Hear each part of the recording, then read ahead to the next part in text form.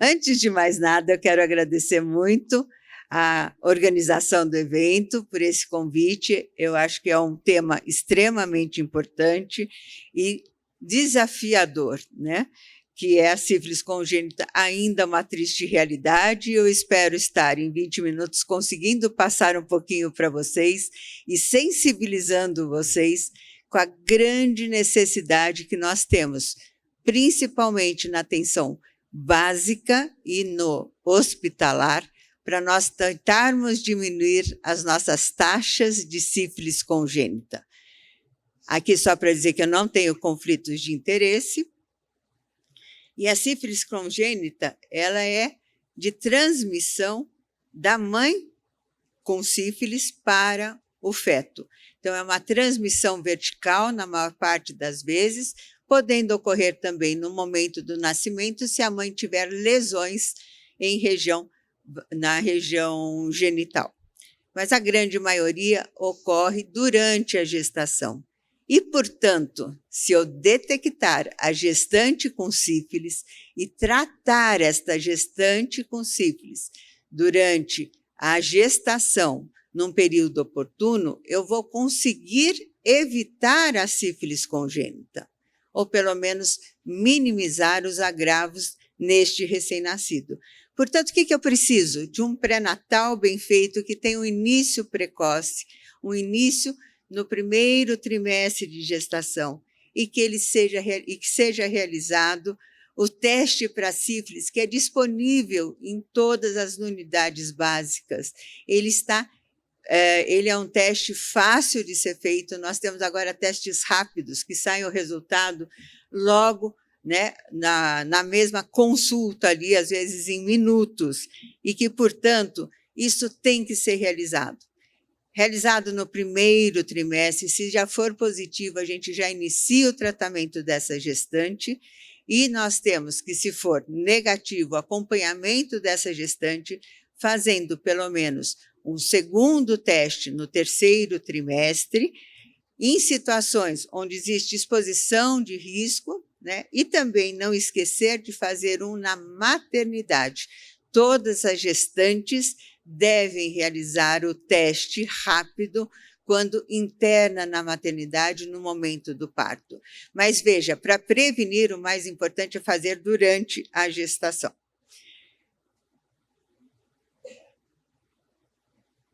Aqui é só para mostrar a facilidade dessa transmissão vertical da mãe para o feto, de acordo com a idade, de acordo com a classificação da sífilis. Se a mãe tem uma sífilis primária, a chance de transmitir para o feto é de 70% a 100%. E, nesses casos, eu consigo detectar aquela mãe que está com sífilis primária através de um teste não treponêmico, que é o VDRL, em 75%.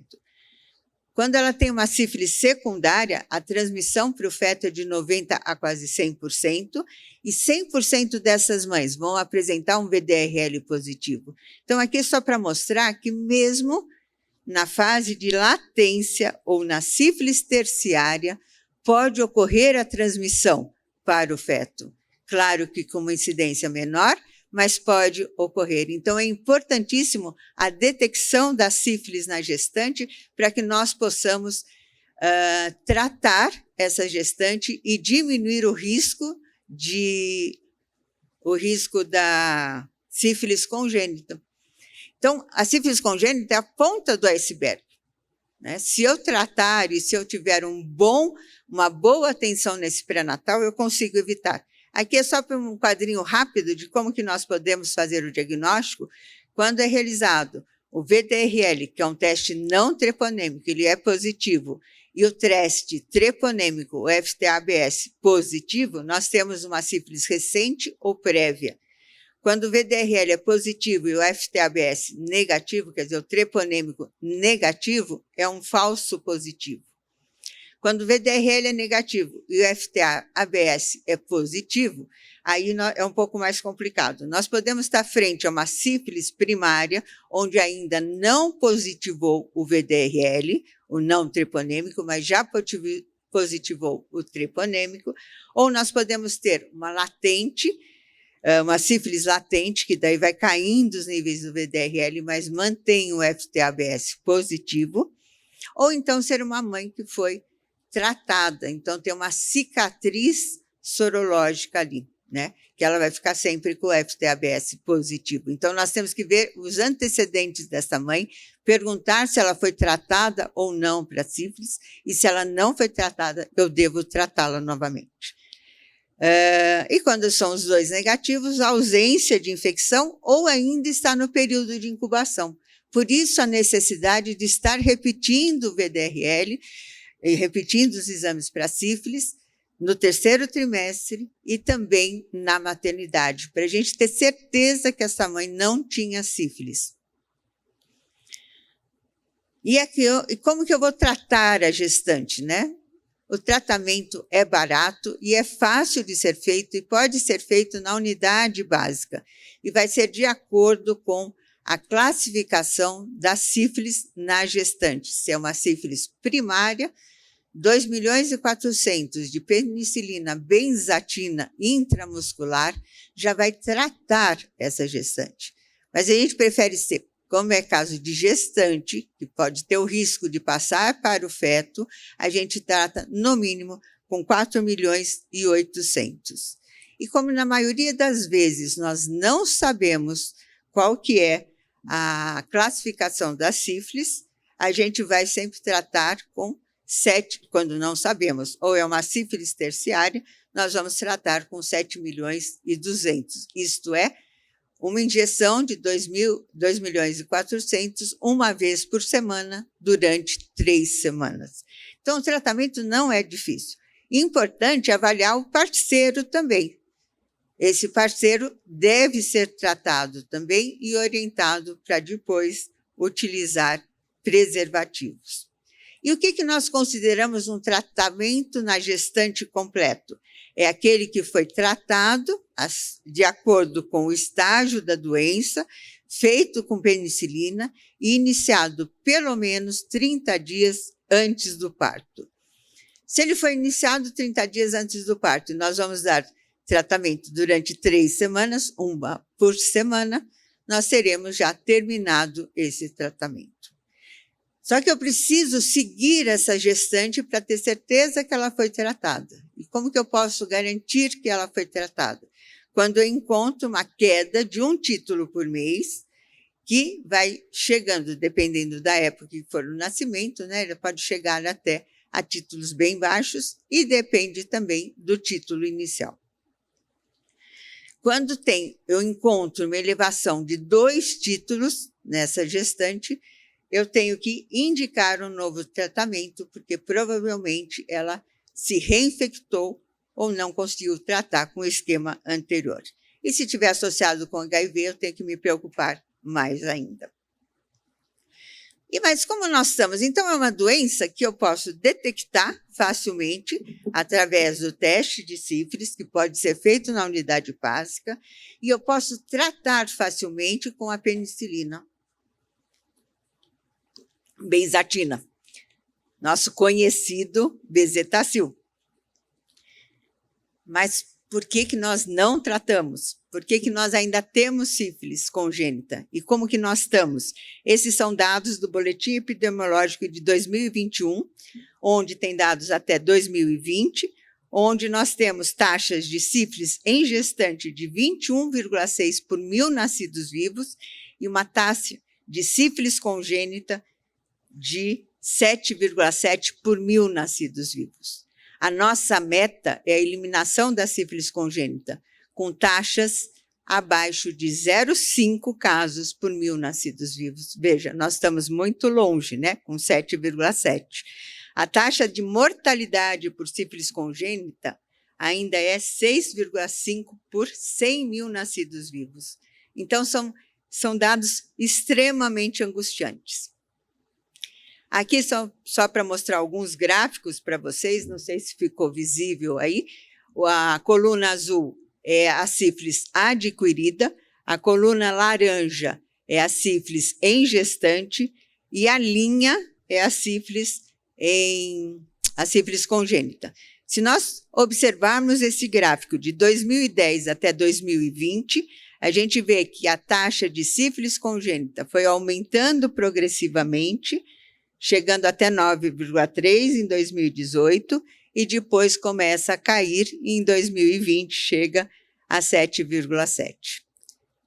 Por que aumentou, né? Quando nós começamos a nos preocupar aí em estar acompanhando a sífilis e tínhamos a proposta da eliminação da sífilis congênita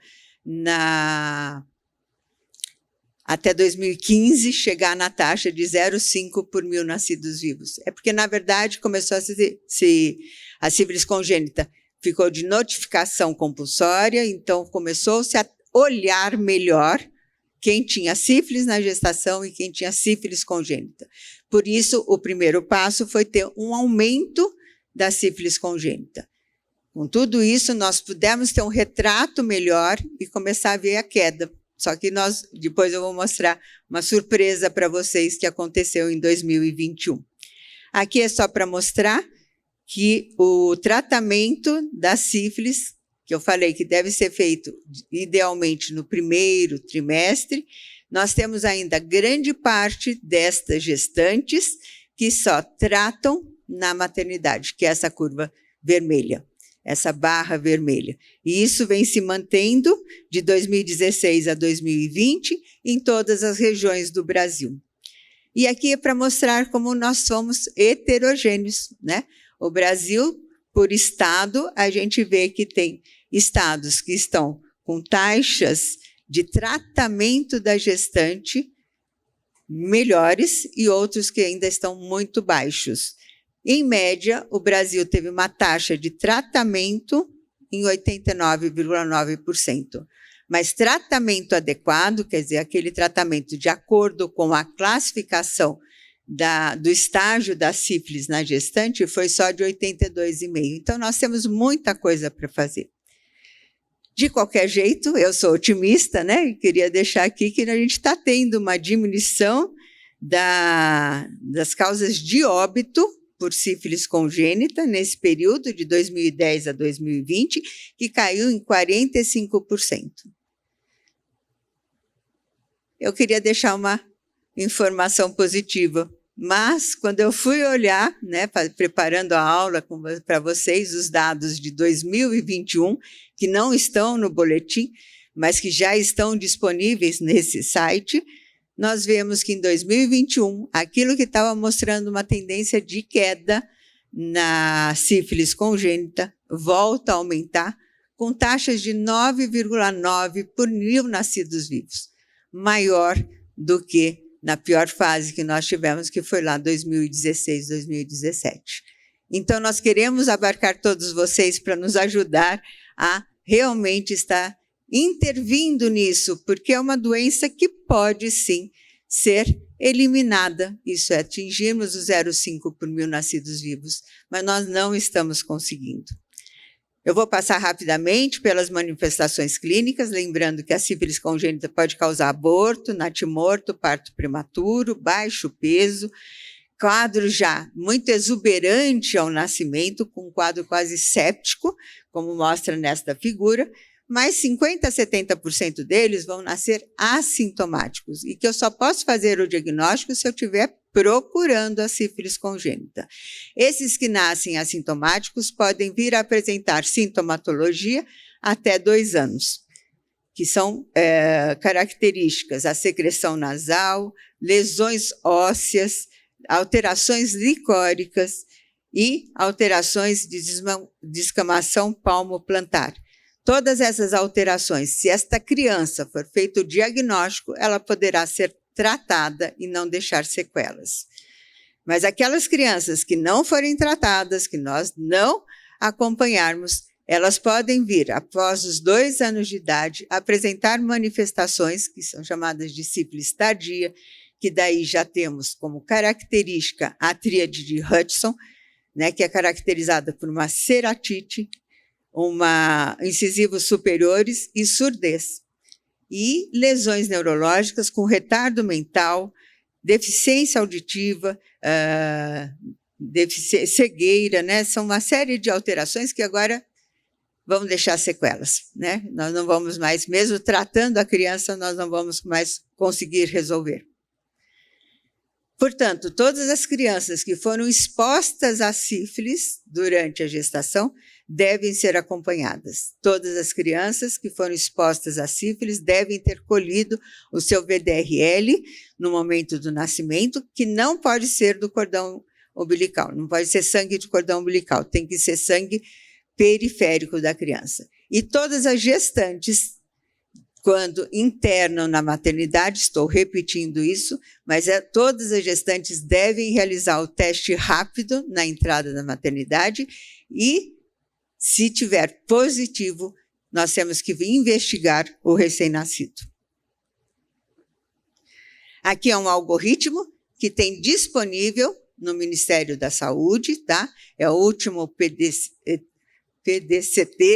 está lá livre, para a gente fazer esse algoritmo no acompanhamento dessas crianças após o nascimento e o tratamento dessas crianças, tá?